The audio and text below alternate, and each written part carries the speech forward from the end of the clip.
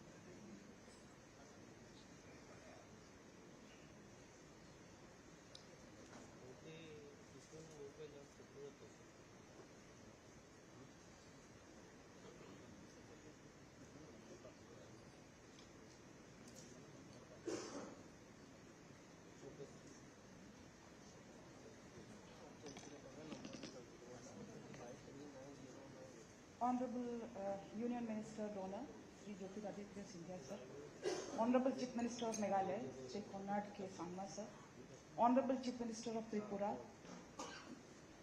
Dr. Manik Saha sir, Secretary Donor, Senior Director FICCI, Senior Officers representing 8 Northeastern states, and distinguished leaders, senior business leaders, and other distinguished guests, ladies and gentlemen. It's my pleasure to extend a warm welcome to all of you to this Mumbai Roadshow.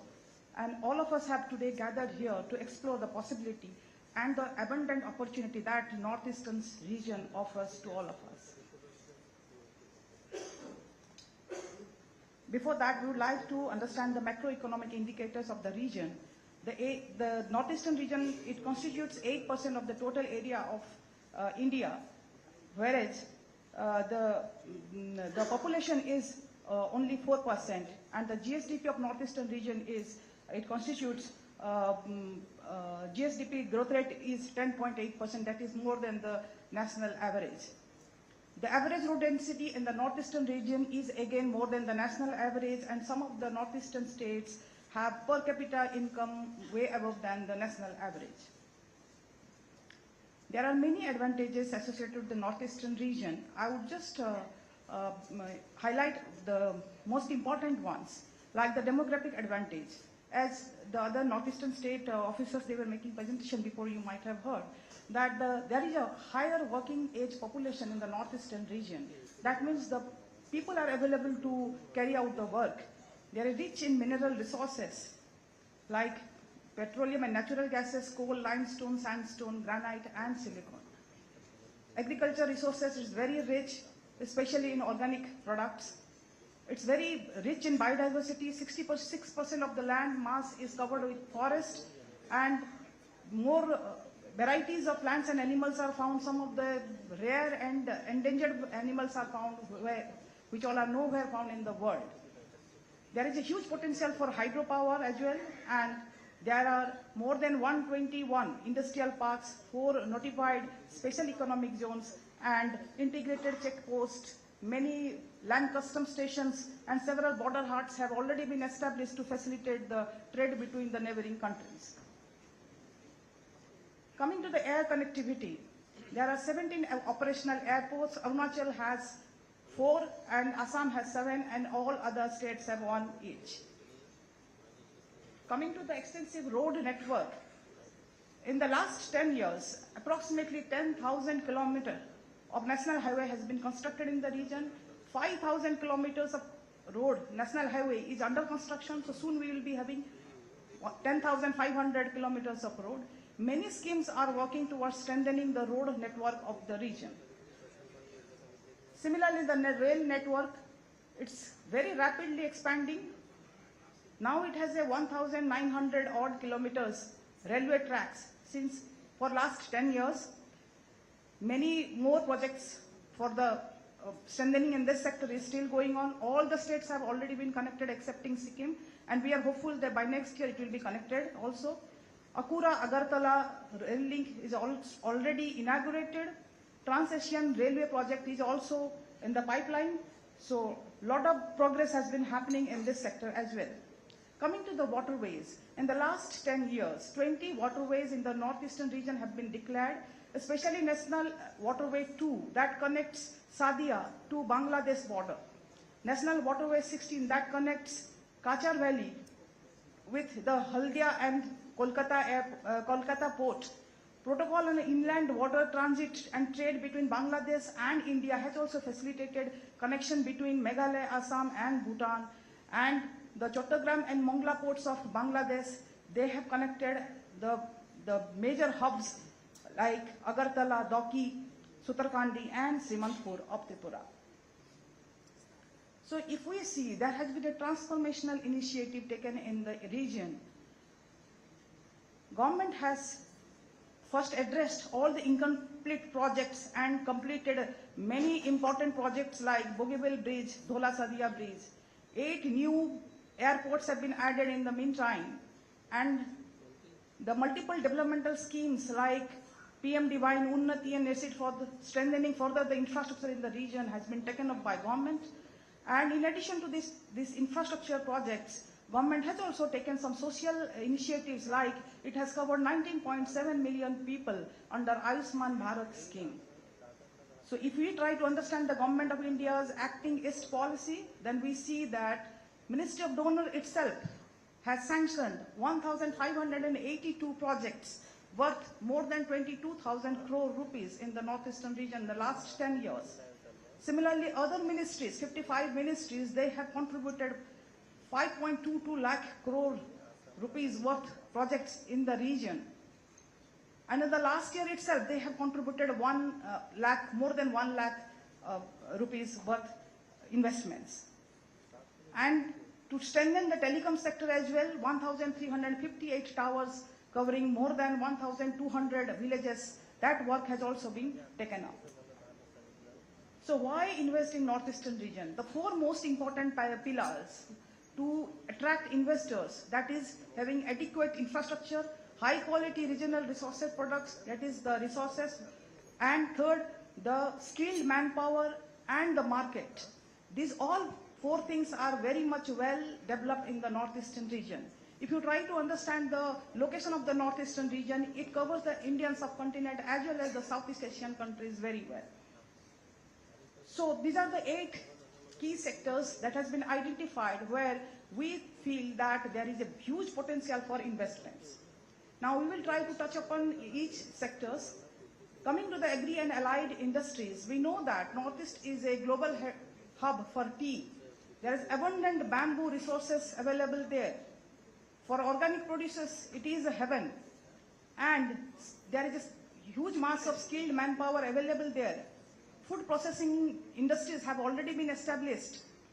And fruits and spices also, very unique fruits and spices are available in the region.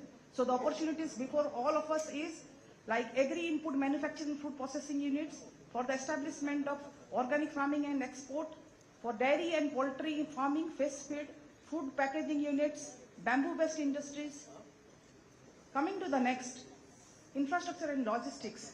I have already talked about the infrastructure and the development of our infrastructure that has happened in the last 10 years. So the opportunities for the investors are setting up multimodal logistic hubs and industrial parks, opportunities for PPP in key infrastructure projects, for the establishment of cold chain, then inland waterways transport development, and opportunities in development of urban infrastructure as well. Coming to education and skill development, all of us know that the average literacy rate in the northeastern region is again more than the national average. And in the recent past, many institutes of repute like IIT, IIM and NIT have been already established in the region. So far, 1,472 PMKVY centers and 109 ITIs are again established. And so far, 16.85 lakh people, the youth of northeastern region, are already trained. In collaboration with Singapore, Northeast Skill Center has already been established. And in the northeastern region, first of its kind, a university, Assam Skill University, is also established. So what we can say, the opportunities in this sector are, again, there is a high demand for private schools with international curriculum. There is a demand for quality higher education in the region and demand for vocational training institutions.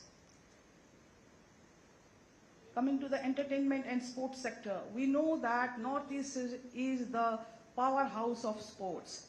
And its beauty, its natural beauty also offers immense opportunity in the entertainment sector. And the northeastern region, they are famous for the festivals and their culture. So again, like Hornbill Festival, Sangai Festival, Zero Music Festival, but this is not the end. There are endless list of festivals that are being celebrated in the northeastern region. So the opportunities, the investors can set up sports academies, and then professional sports can be taken up, setting up film industry, film studios. Filmmaking is also a huge potential, and new festivals can be curated around this music and culture. VR and animation and gaming sector also, there is a huge potential. Similarly, in the healthcare sector, we have observed that Sikkim and Assam, they have already developed a pharma hubs ecosystem in them. And we have again observed that there is a huge demand for the medical professionals in the region. But again, it's a fact that northeastern region has their own traditional medicine and healing practices. And many more initiatives have been taken up by Government of India to strengthen in this sector as well. So opportunities are pharmaceutical and medical devices, medical value tourism from Bangladesh especially, telemedicine for the remote areas, medical education colleges can be established, hospitals and diagnostic centers can be established, and critical care facilities can also be thought of. In the IT and ITE sector, as people were saying just in their presentation, after Mumbai and Chennai, the third international internet gateway is in Agartala. So that offers a huge scope. And IT parks also in almost in all states have been established. Northeast BPO promotion scheme is also in place, and the northeastern people are extremely good at English speaking, so that puts a lot of advantage to them. So the opportunities are establishing data centers, setting up BPOs, KPOs, setting up IT training, setting up IT parks, and establishing e-commerce platforms. In the tourism and hospitality sector, tourism is the very important sector for the northeastern region because of the natural beauty, the unique biodiversity. The tourist footfall have increased to many folds in meantime. There is a scope of wildlife tourism, adventure and ecotourism, and culturally also northeastern states are very rich. So the opportunities, we can foresee that setting up hotels, resorts and homestays, MICE tourism, eco sports, adventure tourism, destination development and river cruises. The Ministry of Donor has established a model by means of which it has tried to identify the jewel projects, one jewel project in all 8 northeastern states, and try to develop it as a global tourist global destinations. So for 8 states, these are the sites, like for Arunachal Sergaon, Assam it is Kaziranga, Manipur it is Moirang, Meghalaya it is Sora, Mizoram it is Thenjol, Nagaland is Kisama, Sikkim it's Namchi, and for Tripura it is Matabari. So if these areas can be developed as a world-class destination, I think the investors can definitely foresee what is the scope lying before them. Coming to energy sector, as we say, there is a huge potential in the hydro sector. But if we try to understand what is the scope for the renewable energy potential in the northeastern region, we see that 1.29 lakh megawatt capacity. And so far, only 5,184 is tapped. So there is a huge potential in that. And in order to facilitate investment and industrialization in the area, DPIIT has also floated a scheme, Unnati, where capital investment incentive and capital interest subvention and manufacturing services linked incentives are given. The DPIIT representative had already made the presentation, so I will not elaborate on this and go to the next slide. And to monitor that, DPIIT has a constituted committees at the central level, steering committee headed by the Secretary DPIIT, state level headed by the Chief Secretary. They have PMU and PIU to monitor this. Coming to the initiatives taken and the way forward, especially for the states and the M donor, we can see that we are already in touch with the state governments, and the state governments have already identified the self-investable project, and they have already fine-tuned their policies befitting the requirement of the investors. And many state roundtables have already been carried out, and the empowered committee have been set up, and so far the MOUs of 38,000 crore rupees have already been attracted in this region. So to facilitate the ease of doing business, again, all the states are really working hard towards that. And the IPS have been established in most of the states, and M-Donor is also working towards strengthening it. And once the MOUs are signed between the investors and the states, there is a monitoring committee constituted by M-Donor, where the Ministry of Donor monitors each and every project on a monthly basis, tries to address all the bottlenecks, coordinates with the state government and the investors, and facilitates and ensures that the projects are grounded. So, our vision is to transform the northeastern region into a thriving economic hub, attracting both domestic and international tourists and investments. We are honored to have Honorable Union Minister Donor, Honorable CM of Tripura, and Honorable CM of Meghalaya, who would grace us with their valuable words.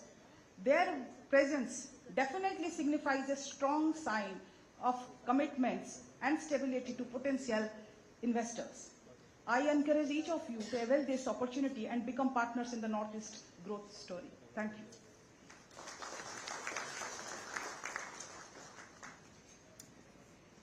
Thank you, ma'am, for putting in a nutshell the advantages of a Northeast, the opportunities it offers, and also all the efforts for the promotion of investment and trade by the government. Ladies and gentlemen, I will now request Mr. Chanchal Kumar, Secretary, Ministry of Development of Northeastern Region, for his remarks.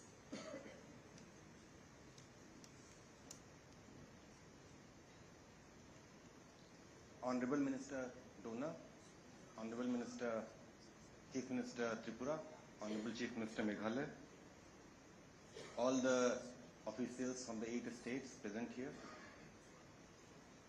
ladies and gentlemen. As has been pointed out in many pitches made by the state governments and by the Joint Secretary, all these 8 states, they give tremendous opportunities in terms of investment potential in their states. You have seen that Northeastern region has less than 4% of the population, and they contribute 2.9% of the GDP to the national average. But the GDP growth rate of the area is more than the national average. This is primarily because of the fact that the central government, through its various schemes and policies, they have invested around 5.22 lakh crores of rupees in the last 10 years in the northeastern region. This also shows the capacity of the states to execute projects, their implementation capabilities, the fact that there are investable projects present in the states. So, today we are here to request you, to urge all the investors, please build northeastern region into your plan whenever you plan to invest in India. The tremendous potential in terms of ecotourism, adventure tourism, IT, ITES, healthcare, education, handloom, handicraft, it is immense. In the last 10 years, we have had so much of expenditure in infrastructure sector that now we have provided a very good connectivity of all these northeastern states in terms of road connectivity. You have national highways and network of PMGSY roads connecting the remotest of the places. You have rail connectivity to all the 8 states. Number of airports has risen from 9 to 17. Number of inland waterways has increased from 1 to 20 operational waterways. You have much better digital connectivity of northeastern region. So once these infrastructure bottlenecks have been removed, now the stage is set for the second stage of development.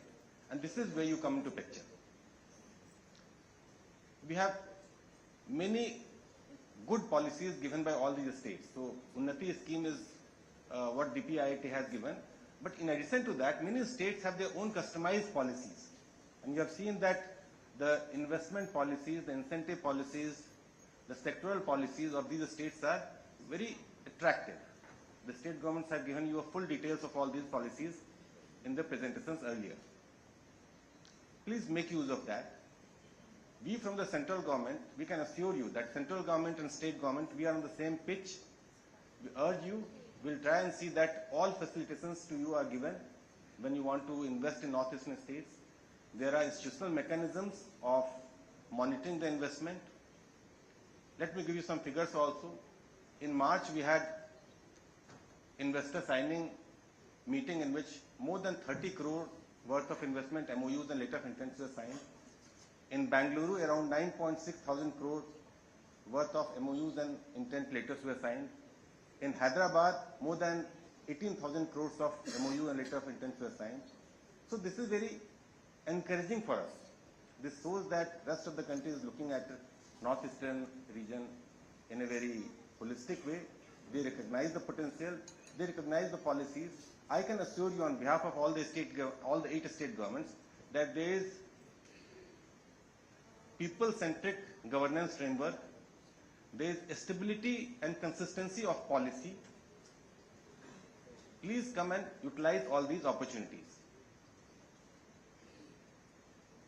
There are so many good institutions in the northeastern region. You have IIT, you have IIIT, you have AIMS, you have NIT, you have NID, you have NIPER, you have NISAC, you have NECTAR. So many institutional organizations are there, and they give stability to the institutional mechanism of the states. So all the fundamental basics have been done. Please come, join us in this investment roadshow, the outcome of which is more and more of you should come and invest in northeastern region. The seriousness of the event can be gauged from the fact that Honorable Minister is here, Honorable Chief Minister of Tripura and Honorable Chief Minister of Meghalaya is there. I once again thank all the investors who have come here, who have shown interest in northeastern region. I thank you all, and I wish and urge that you will invest in northeastern region. Thank you very much. Thank you so very much, sir. I will now invite the Honorable Chief Minister of Meghalaya, Shri Konrad Sangamaji, for a special address.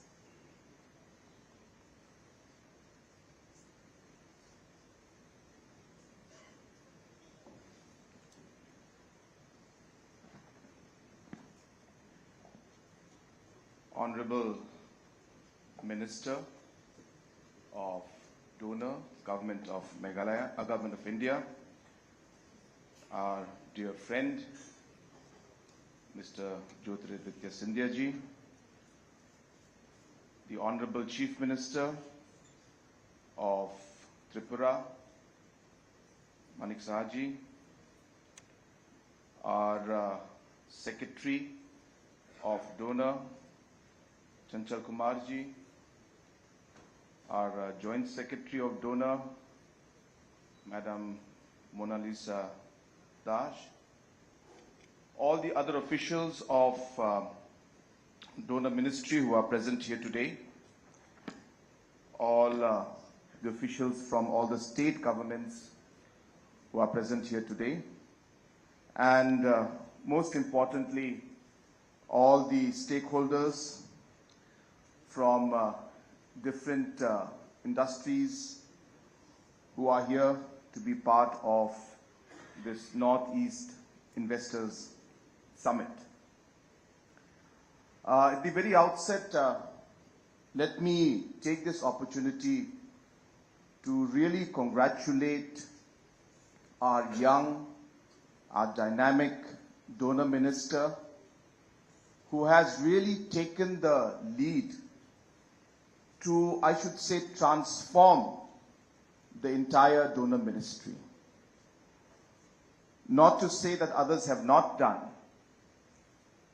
but in the last 7 years as Chief Minister of Meghalaya, I have worked with the Ministry of Donor very closely. And I can tell you that the kind of focus, the kind of energy, the kind of vision that I am seeing today is something that I have not seen in the last many, many years. And hence I really would like to congratulate Scindia Saab for this great initiative he's taking. I know there are a lot of challenges, but as a leader, he works, he pushes things forward, he always encourages us, and more importantly, he takes everybody along and ensures that we work as a team. We may be different states, but there is much more strength in the unity of the Northeast states together. And this is what our Honorable Minister for Donor has been doing. And once again, I congratulate him and all the officials of the Donor Ministry for the great initiative that they have taken. I also would like to congratulate and thank our Honorable Prime Minister, Shri Narendra Modi ji, under whose leadership the entire focus for Northeast has changed. What you have heard from the Secretary, Donor, is just a glimpse, is just a tip of the iceberg of what really is happening at the grassroots level. Every 15 days, there is a minister from the central government who visits the Northeast, ensures that they're able to understand the problems firsthand. Every ministry has been given direction by Honorable Prime Minister to ensure that Northeast is given a special focus from those departments or those ministers concerned. And therefore, this entire focus and vision and attention to the Northeast has really come all the way from the top. And that is why, with that kind of a focus and vision and leadership, I am very confident that obviously things are changing, the foundation has been laid, and we are right now in the process of really taking things forward to the next level. And that is why we are all here today. And like all investors, I'm sure all of you also will understand that it is really about the investments that you want to make, the opportunities that are there, the opportunities in turn become the right timing and the right process that you want to get into, the right circumstances that are there. So therefore, if you are an investor and you're looking to invest in an area or a business or an industry which will give you those higher returns compared to what a normal business anywhere else would be, I think this is a great time to do that in the Northeast.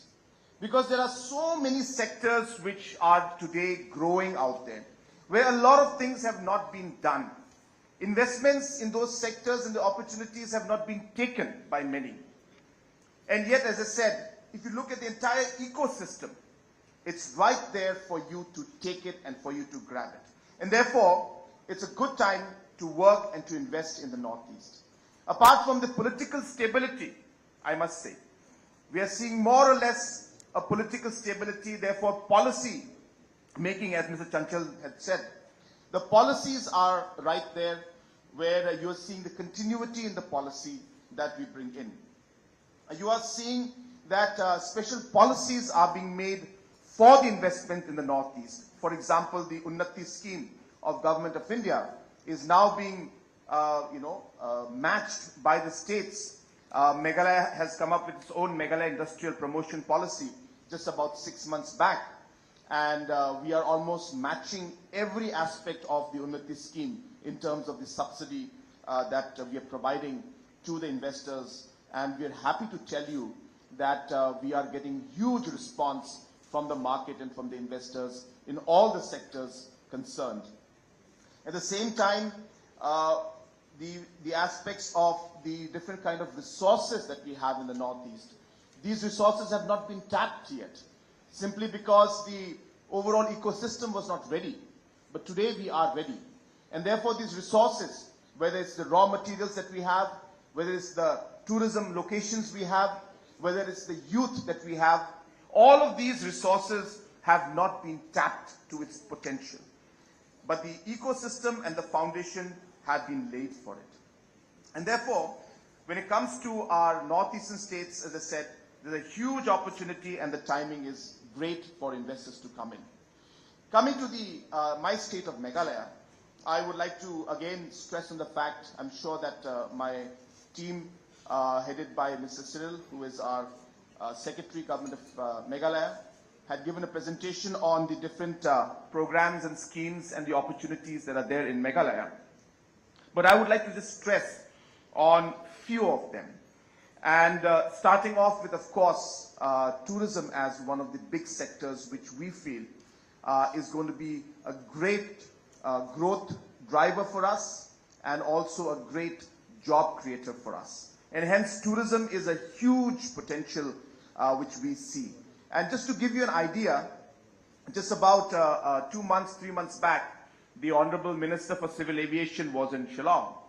And we were just working out the details for getting the commercial flights by expanding the runway by another 700, 800 meters more, so that the commercial flights can land directly from Mumbai or Delhi or any of the other metros. And I'm happy to inform you that that is on the cards. I expect that by next year, towards the end, we should be completing the entire expansion of the airport and the runway, and we should be having the commercial flights landing straight into Shillong, which again, as I said, is a very important part of the overall package that you give to the tourist. I was just discussing with some of our officials, and this was sometime in December, and in November, when the air quality was very low. So we were just discussing about the expansion of the runway, and we were saying that, well, you know, it's a great tag that we can sell in the future. Again, not to say that Delhi quality, or I'm not commenting on the quality out there, but these are facts, saying that, from 400 AQI to 20 AQI in 2 hours, So that's what we're selling, and that's the truth.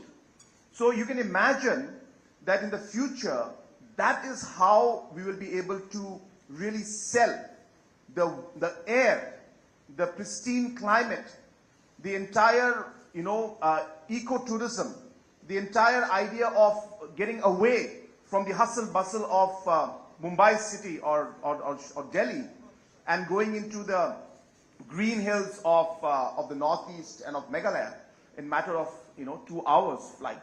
And that's really how we would like to see our tourism develop, and we're very happy, and that's why we need the support and which we're getting from Government of India to expand the runway, and we are hopeful that that would be happening very, very soon, as I said, and I expect that by next year, towards the end, we should be able to start the commercial flights. And you'll be happy to know that in the last 5-6 years, we have finally started with the Taj, it's not the Taj brand as such, but the same group, of course.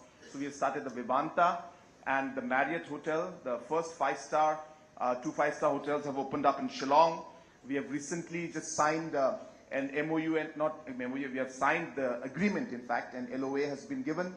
And the construction for the third 5-star hotel, which is the Aurika. It's a lemon tree hotel group brand. So the Aurika brand is going to be, the new hotel is going to come up. And we're coming up with 3 more government properties, one right in the center of Cherrapunji, next to the waterfalls, one right next to the lake in Shillong, which we call the Umiam Lake. We're coming up with a letter of intent for creating a 7-star resort and spa property out there. And that's a really big project. And for those who have been there, you'll be able to, I'm sure, understand that it's almost like bringing in some kind of a European climate and overall scene of like a Lake Como kind of impact in Shillong. And we look at that becoming a very, very big MICE as well as a tourism destination. And at the same time, we are also investing in a new township for our new secretariat and for a new knowledge city in Shillong. It's an investment of almost more than 5,000 crores, which we're going to invest in and around the new township. And in those areas also, we are working on coming up with some more hotels and in some other areas. So we are also ready with the land bank, and we are ready with the policy, and we're ready with the tendering process to now invite many big hotels and resorts to come and set up, because we can see the growth. We can expect that future the runway will expand and direct flights will come into Shillong, and I'm sure that will open up and be a massive game changer for the tourism sector in our state. Second, of course, we are very keen to see that food processing is one sector which we're working on. Food processing is important because we realize that there is a lot of agriculture products, like, for example, our turmeric that we have, which we call the Lakadong turmeric, which is known in the world as being one of the best turmerics that is grown, with almost a curcumin value of going more than 10%, even going up to 12% of curcumin value. And realizing that property of this particular turmeric, we have gone for a massive plan to expand it. I'm happy to inform you that already the production of the Lakadong has jumped 15 to 20 times more than what we had when we initially started this mission. And our target is really to reach anything around close to 1 lakh metric tons of high quality turmeric being grown within our state, so that we can finally have even pharmaceutical industries coming in and setting up. So like that, we are targeting a lot of very, very specialized products like shiitake mushroom.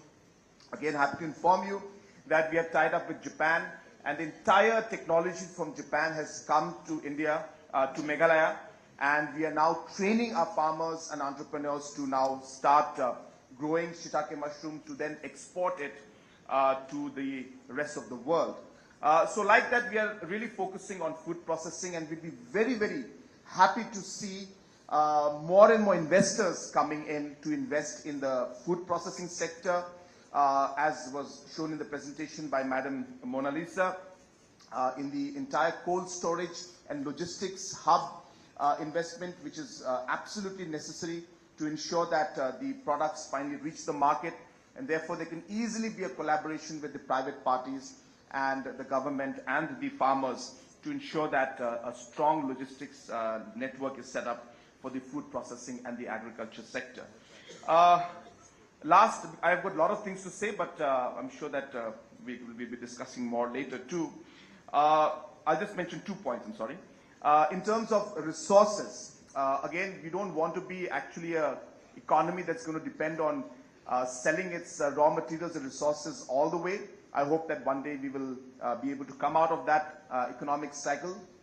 But till then, our natural resources, whether it's the limestone we have, whether it's the coal that we have, whether it's the iron ore we have, these are all areas where, of course, large industries are already set up.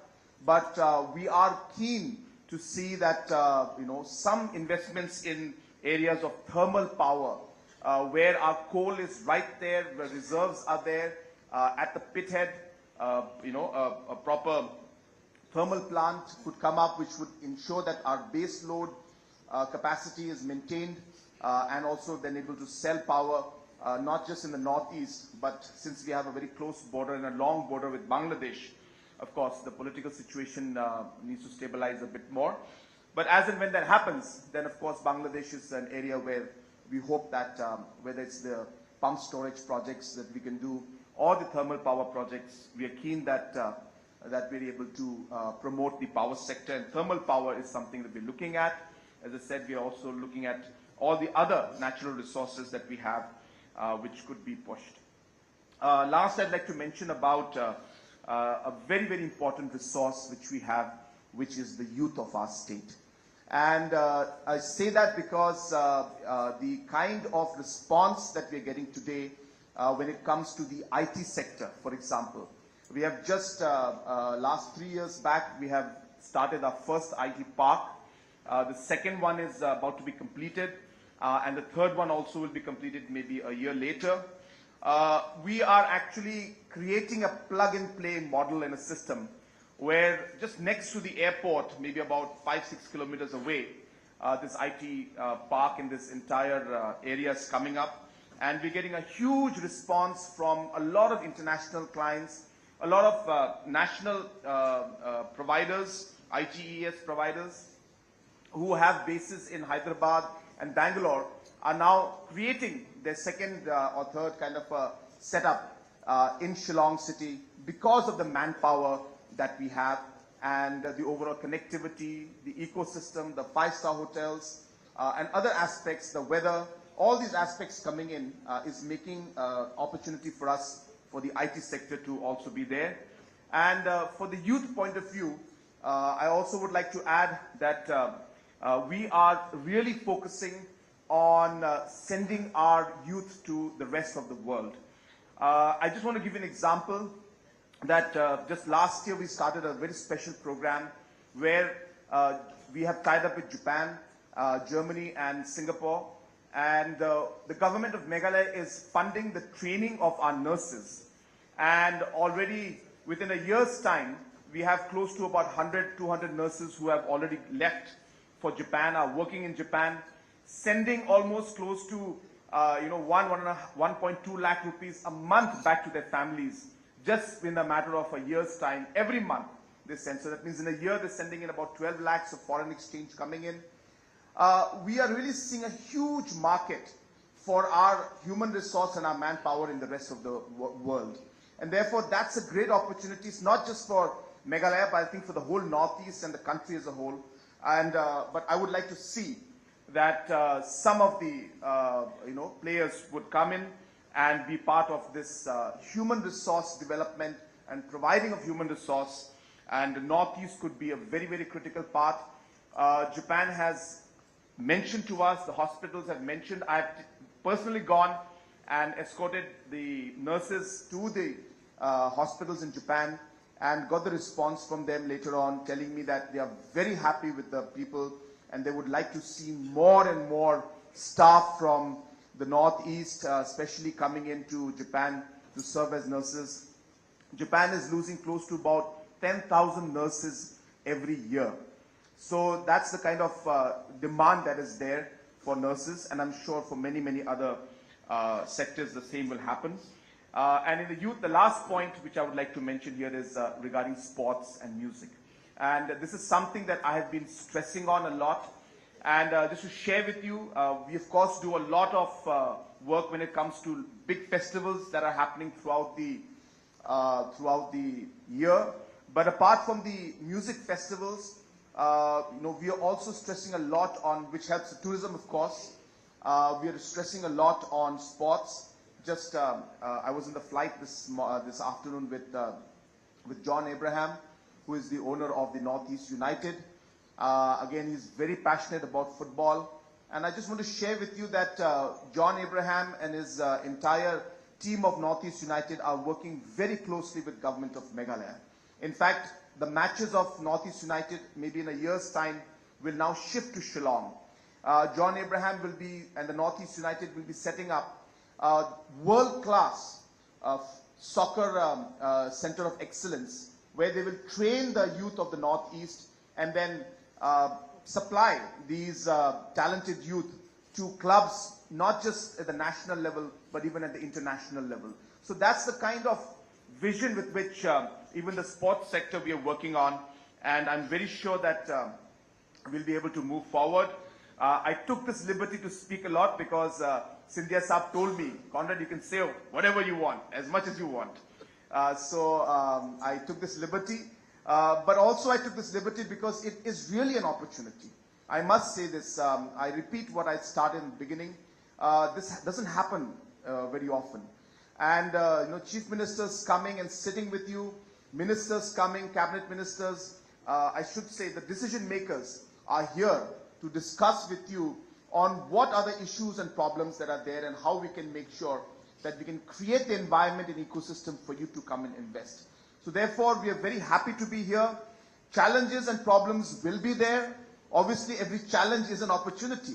And if there's a problem, the correct people who can resolve those problems are sitting in front of you. So therefore, let's take this opportunity and let's figure out how we could create value and opportunity in terms of the situation that is there right now in the Northeast. Northeast में बहुत कुछ हो सकता है. इसलिए मैं चाहूंगा कि आज ये जो अपॉर्चुनिटी हमें मिल रहा है, हम सब ये सिचुएशन को देखें और आप भी टूरिज्म क्यों ना हो, स्पोर्ट्स क्यों ना हो, इंफ्रास्ट्रक्चर, एग्रीकल्चर, फूड प्रोसेसिंग, इन सभी सेक्टर्स में आज नॉर्थ ईस्ट में एक बहुत अच्छा माहौल है. भारत सरकार की तरफ से बहुत इन्वेस्टमेंट हुआ है. फाउंडेशन और इंफ्रास्ट्रक्चर जो चाहिए वो सब चीजों में हमारे जो रिस्पेक्टेड प्रधानमंत्री जी हैं उन्होंने इन्वेस्ट किया है. और मेरा मानना है कि नॉर्थ ईस्ट का अगर समय है तो यही है. और इसी समय अगर इन्वेस्टर्स आके अगर आप इन्वेस्ट करेंगे तो मुझे विश्वास है कि आपको पूरा उसका फायदा मिलेगा. It's a great time to come in. So without taking too much of time, once again thanking Honorable Minister and the Honorable Prime Minister for their great initiative, and I wish this particular Investors Summit the very best. Thank you very much.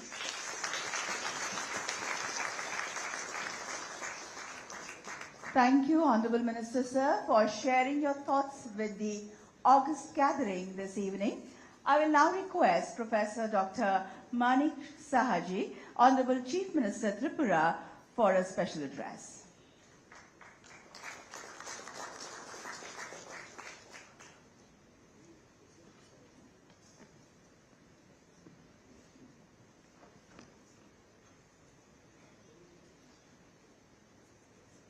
Good evening to all.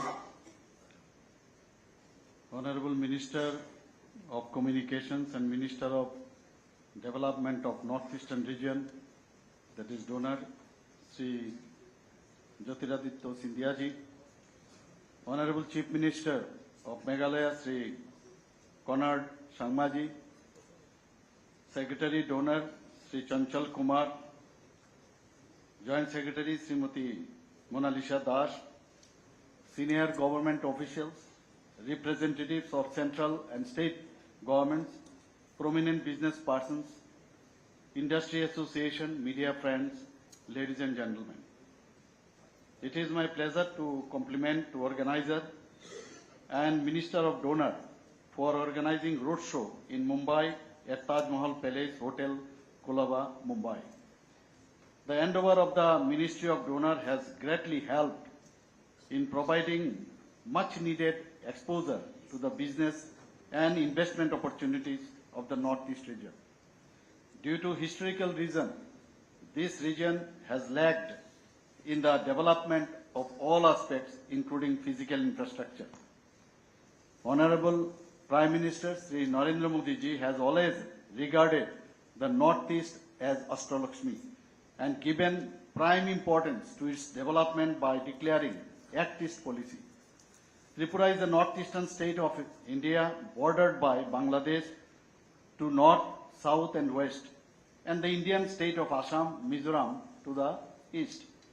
It is the third smallest state in the country and second largest state in the northeastern state in terms of population. Tripura, with its unique geography and socio-economic landscape, is poised at the crossroads of growth and opportunity. The estimated population of the state is around 41.65 lakh. Tripura is most peaceful state in the country and in the northeastern states. The state has vast reserves of natural gas, resulting power surplus. Tripura's economy is mostly based on agriculture, and related industries continue to be the main drivers of the state economy. Tripura has launched an ambitious vision document called Lakshya 2047. We are one of the better performing states in northeastern region with a number of positive indicators in crucial sector. The estimated per capita income reached an all-time high of about rupees 1,77,723 in 2024, as compared to previous per capita income of rupees 1,57,364 in 2023, and was more than twice since financial year 2012. Tripura's GSDP grew at 8.9%. The state is having second highest GSDP in northeastern region. In terms of SDG index, that is Sustainable Development Goals, Tripura moved from a performer state to front runner, first moving state in 2023-24. We are striving for higher growth to achieve our state, model state, in a time-bound manner.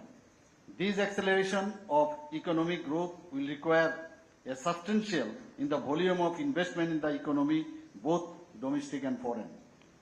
We will make every effort to promote such investment to climate conducive for investors and entrepreneurs to use the productive capacity and resources of our state. The state government is also adding new dimensions in improving both the basic as well as industrial infrastructure throughout the state. Under the blessings of Honorable Prime Minister Sri Narendra Modi ji, Tripura has given Hira Model Plus state. There is phenomenal change in length as well as standard of national highway. National highways total length of 853.8 kilometers. Besides, Maharaja Bir Vikram Airport at Agartala has been upgraded, second busiest airport in northeastern region, and I should say it is supposed to be the best airport in northeastern region. When the Maitri Setu at Sabrum South Tripura connectivity starts approaching to Chittagong port, this will be a gateway of northeastern region and as well as Southeast Asia.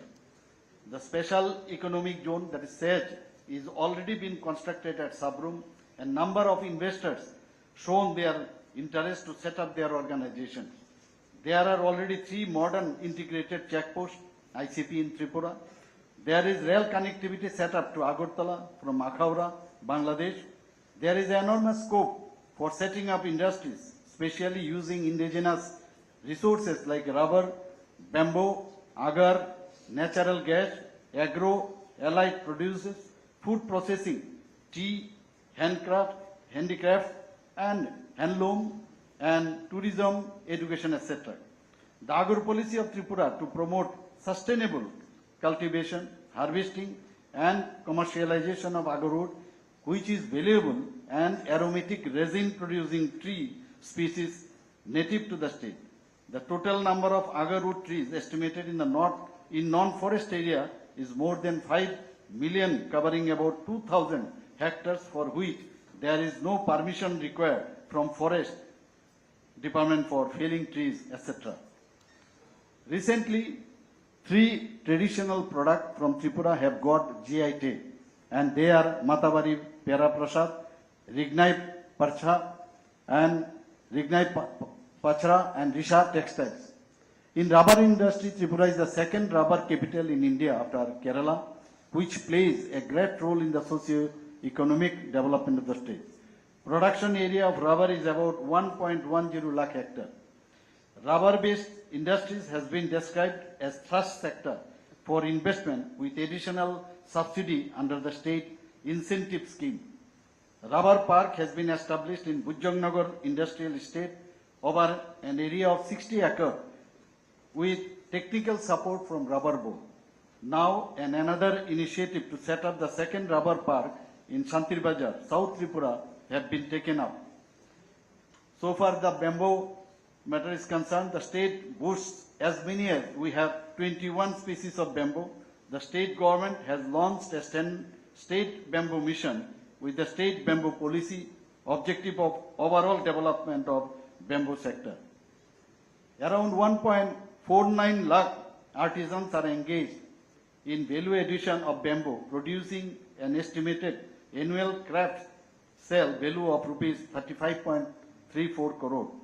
In this bamboo sector, there are emerging small and medium scale enterprises which includes incense stick, mat boards, bamboo laminate, bamboo tiles, bamboo furniture, bamboo shoot processing, handicrafts, home decor, bamboo utility items, etc.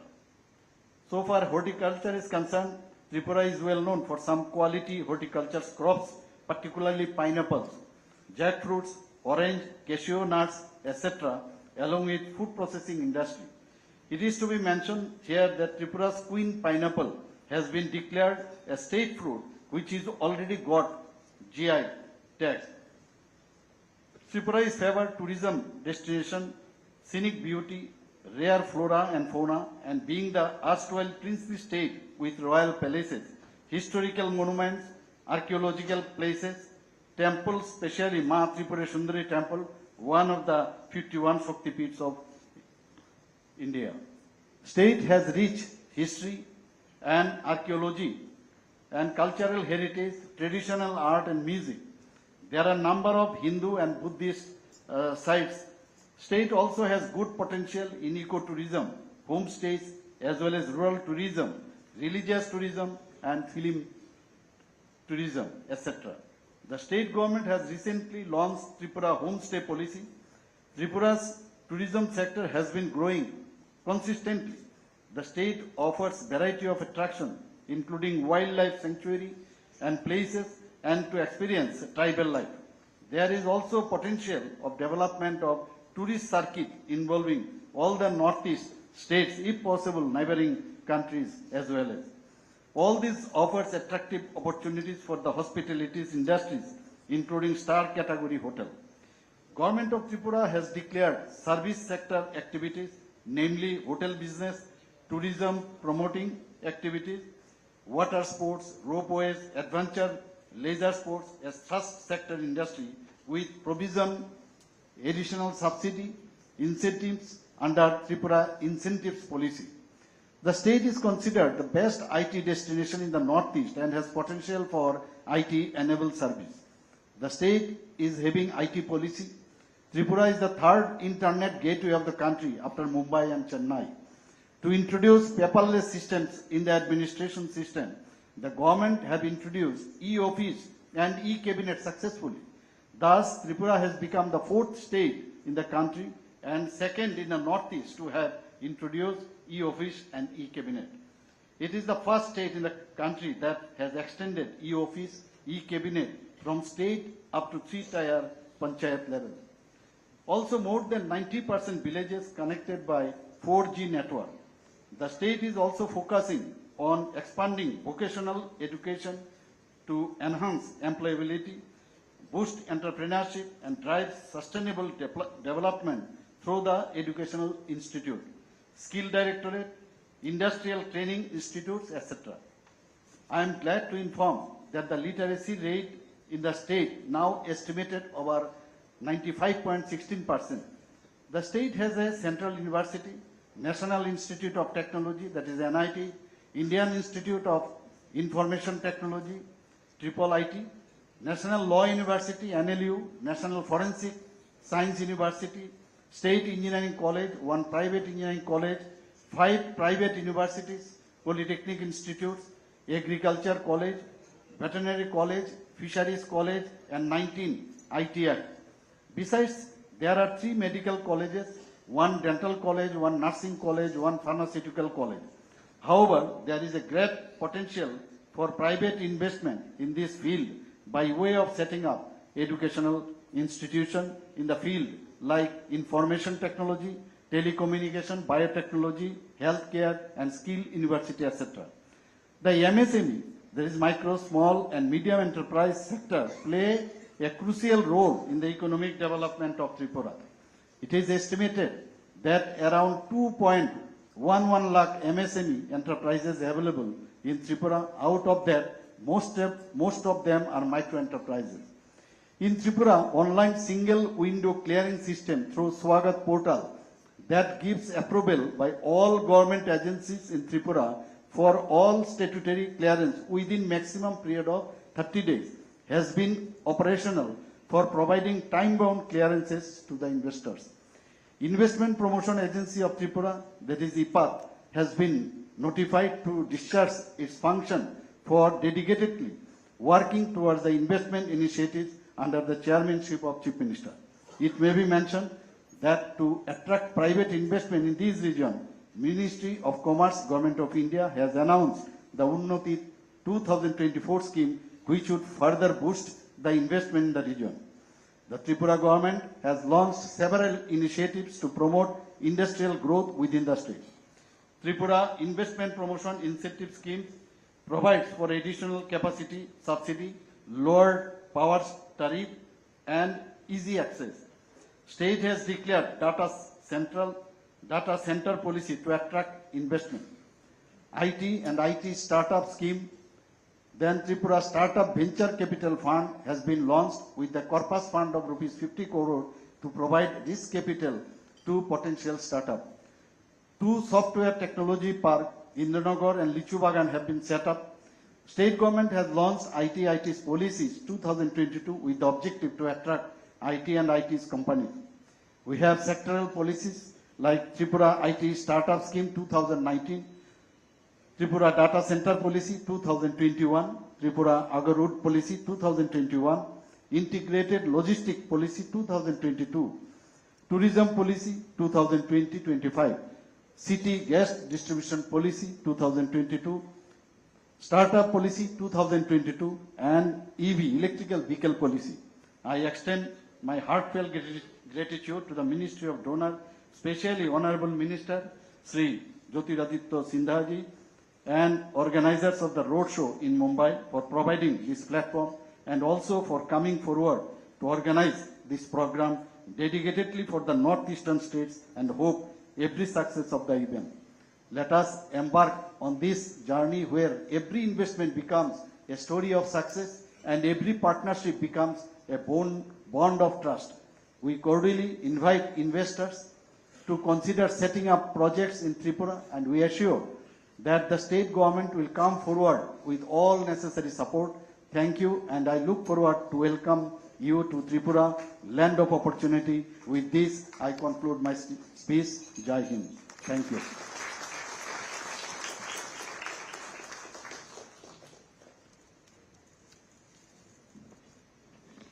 I thank the Honorable Minister for his valuable insights and now invite Shri Jyotiraditya Sindhya Ji, Honorable Minister, Ministry of Development of North Eastern Region, for the keynote address.